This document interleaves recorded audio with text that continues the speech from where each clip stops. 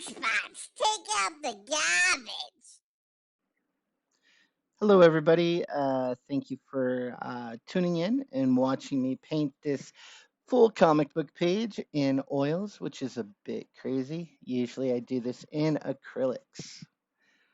As you can see, I'm laying in the colors and I'm laying those colors in from dark to light. So we start with the darkest color, midtones, and then we go to the brightest brights and highlights. You're going to see that I do some glazing and I do a few layers. Sometimes I'll let this dry overnight, or even for a couple days and come back in. I think this took me a total of 40 hours. Right now I'm painting the glove.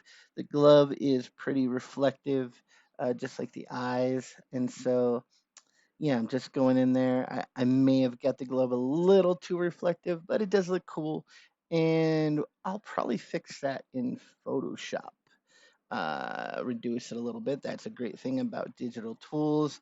You can fix it in post before it goes to print. This is the second comic book for IG the Cerberus Key in a series of three, and we've already started working on the third book. And so you can get the second book right now. It's in demand on uh, Indiegogo. We'll have a link for that in the description, as well as a link to our website where you can purchase a lot of Unhinged Inks merchandise and original artwork, which is the studio that I am part of is Unhinged Inks. Anyway, you watch this. You can see right now I'm laying in his uniform. He is a mechanic, and I really enjoyed the way this turned out, painting all the different folds, and especially like the little strings where his uniform is ripped and you can see his skin through the holes. You see a nice shot of my ridiculously bald head. Now I'm working on his tool pouch that he carries all of his magical mechanical mechanics tools in, and as you'll see is I do mess this up. I put too much paint on, it got a little thick, so I actually had to go in there with a palette knife. I scraped off all the thick paint, and then I went in with a rag with some medium on it, and I wiped everything out. The good thing about oil paint is if you catch it while it's still wet, it's or even when it's dry, you can easily wipe it out or let it dry and then just do corrections over the top of it. I chose to just scrape it out because I was trying to save time and then start over, and we did get it correct on the second go through.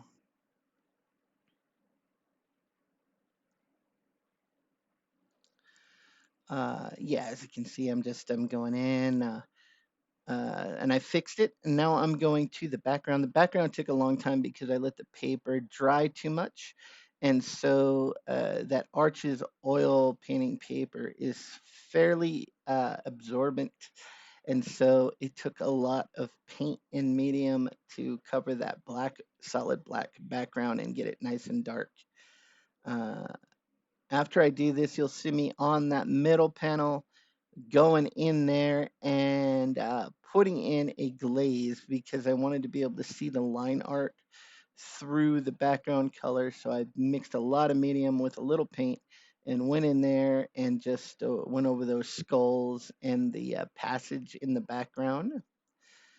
I think I let that dry for just a little bit, and then I came back in with some darks and defined the skulls and also put the light on there. That's a really cool page in the book. He's going down this long passage that is shaped like a skeleton. So you have the backbones, the spine, and all the skulls are kind of like the railing of the staircase, which is very cool.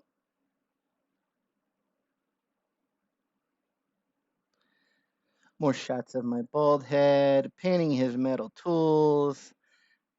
After that, I believe I go in and I start on the brass. So this is a door knocker character, kind of like Disney, and so it's brass. I had a very hard time painting.